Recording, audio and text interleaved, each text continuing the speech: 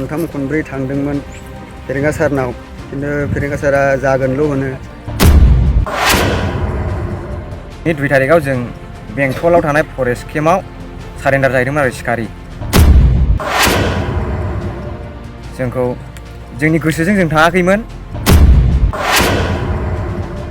फेरेंगा सारनि बुंनाय बायदिब्ला माने मास मोनसे मोननैनि गेजेरावनो होनायनिमोन आरो माने बिदि स्टिलाव बुंदोंमोन माने मोनगोन। ओमफ्राय दिनैसिमावहाय जोंनो रिजाल्टखौ हरनाखै आरो।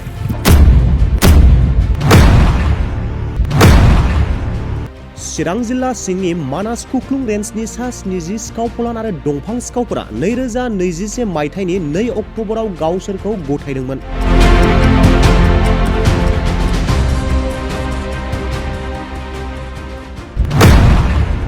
सिखाव फलान आरो दंफां सिखावफोरा गावसोरखौ गथायनाया 2 बोसोर जालांब्लाबो सोरखारनि रादाय होनाय बादि दिनैसिम अनसुंथाइखौ मोननो हायाखै।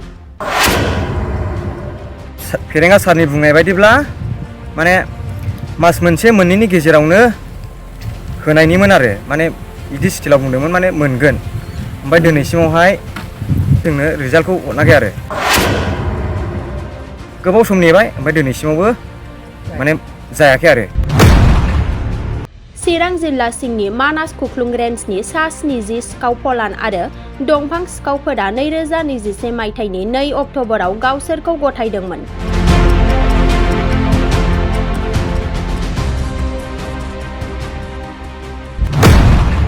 सिखाव फलान आरो दंफां सिखावफोरा गावसोरखौ गथायनाया 2 बोसोर जालांब्लाबो सोरखारनि रादाय होनाय बायदि दिनैसिम अनसुंथाइखौ मोननो हायाखै। दासिम खनथाम खनब्रै थांदोंमोन फेरेंगा सारनाव खिन्थु फेरेंगा सारा जागोनल' होनो। ओमफ्राय उनाव लास्टआव थांबाय जोङो आंनि दायथ'आव गैला गोजौआवसो आं फाथायजोब्बाय होनबाय।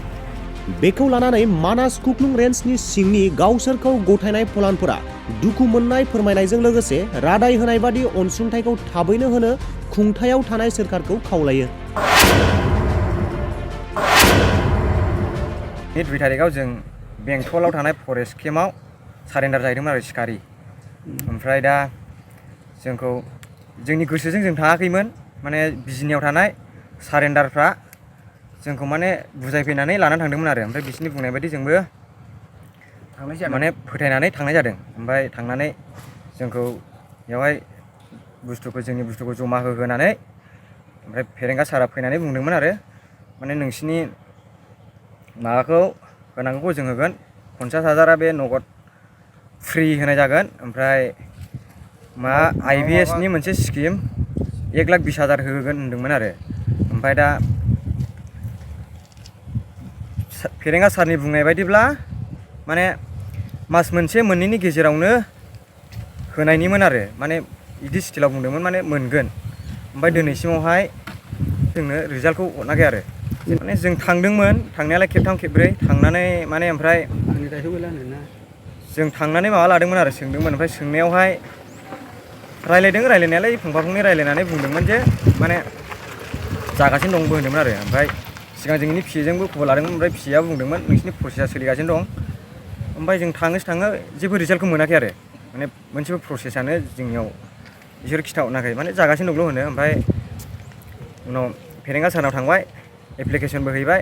ओमफ्राय बुंदोंमोन माने दा जोंनि दायथ' मावनांगौआ जोबथ'बाय आसाम सरकारा नोंसिनि माबाखौ मावनानै हरगोन होनदोंमोन आरो। ओमफ्राय बिदि होननायाव जोङो गोबाव सम नेबाय ओमफ्राय दिनैसिमावबो माने जायाखै आरो जोंनो जेबो रिजाल्ट होनो हायाखै। ओमफ्राय सारमोना दा जोंनो गावसोर मा साननानै दं बा मा गोजौआव मा जानानै दं जोंथ' जेबो मिन्थिया। दा सारमोना जोंनो गावसिनि फिननाय एन्सारखौ जोंनो होयोबा मोजां जागौ आरो। माने जोंबो गोबां बयबो रावबो गोनां गैया माने गासिबो गरिब गोजायानो फ्राय माने हाजिरा खामला मावनानै जाग्राफोर गोजा। ओमफ्राय बयबो आसा खालामदोंमोन जे जों माबा मोनसे बिदि मोनोबा बयबो जों बिदि मावनानै जागोन बिदि सोरबा बिजनेस मावनानै जागोन बा सोरबा बिदि माबा मोनसे दखान होनानै जागोन बे खोथाखौ बुंदोंमोन आरो। ओमफ्राय आसा खालामै दिनैसिमाव जेबो रिजाल्ट गैयैयाव मोननो हायाखै आरो। जों फेरेंगा सारनोल' जों एप्लिकेसन गांसे हैदोंमोन आरो जोंनिफ्राय थांनानै। ओमफ्राय एप्लिकेसन माने जोङो आमसखौनो होबाय सार। जोंनिया बिदि जादों आरो पुलिस भेरिफिकेसन माने खननै जाबाय दिनैसिमावहाय खननै जानानै जेबो बेनिफ्राय माबा प्रुफ फैयाखै आरो। ओमफ्राय जोंनि डकुमेन्टसफोरखौ बिसोर एकाउन्ट बायदिसिना गासैखौबो जों होजोबखाबाय आरो अलरेडि। दा माने गावसोरसो बबेयाव मा जानानै दं माने सारमोना जोंनो एन्सारखौ होयोब्ला मोजां जागौ आरो जों बेखौनो खावलायगोन सारनाव माने जोंनि मोननांगौखौ सारा थाबैनो होयोब्ला जोंबो गोजोननाय मोनगौ आरो माने जों सारमोनखौ जेबो गाज्रि साननानैबो जों बे मिडियाखौ लिंहरनाय जायाखै माने जोंनि बिसोर माबाखौ प्रब्लेमखौ बुजिनायनि बा मिन्थिहैनायनि थाखायसो नोंसोरखौ लिंहरनानै जों बेखौ खालामनाय जादों आरो তাৰমানে চৰকাৰে আমাক এই স্বীকাৰী কৰিছোঁ আমি চিলিণ্ডাৰ কৰাইছে চৰকাৰে আমাক পইচা দিব বুলি ফাৰ্ষ্টে 50,000 তাৰপাছত 1,20,000 আৰু এটা কৰি ঘৰ দিব তো নেতাই 1 বছৰৰ নিচিনা হৈছে আমি কিবা বনমন্ত্ৰীৰ নাম কি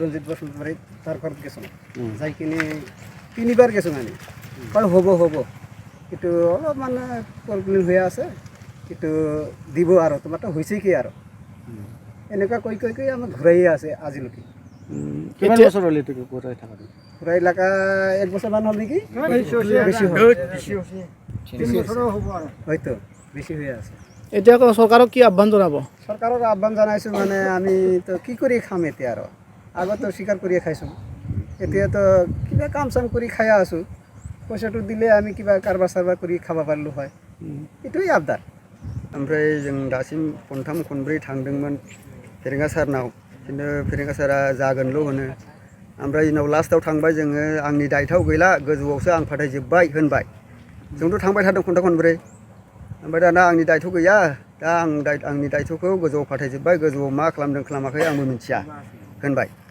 ओमफ्राय दाथ' जोङो बिराद लामा नायै थाबाय ओमफ्राय दाथ' जों गरिब गुन्द्रासोखा नालाय बांसिन मानसियानो माहाजोनाथ' बिदि मावना जाखाया गरिब गुन्द्रासो मावना जायो ओमफ्राय दा बेखौ जों दासिमबो नेना दङ अननानै सारमोना एसे अननानै थाब खालामना हरबा जागौ जोंनो आरो जोंनि BTCनि जोंनि प्रमद बर' सार बेबो एसे जोंनि माबाखौ सर्टखौ एसे माबा खालामना हरबा हामगौ थाबनो नाथाय जों दासिमावबो नेनानै दङ जों जेरैबो ओरैबो थांनो हाया मावनो हाया जागासिनो दङ जों खुनुरोखोम दा हाजिरा मुजिरासो मावनानै जादों आरो जों बेबायदि थाखाखौ मोनबा गरिब गुन्द्रायाबो एसे माबायो होना खामानि होयोना दा बेफोरो जों सारमोना एसे अननानै थाब होयोब्ला हामगौ लाहैनाय जायाखै थांनो होनदोंमोन खिन्थु थांनाय जायाखै खिन्थु बहुत मानसिया होनदोंमोन होननाया बेखौ एसे सारखौ लोगो लाहैदो नोंसोरो रायलायो नङाबा खामानिया जानाय नङा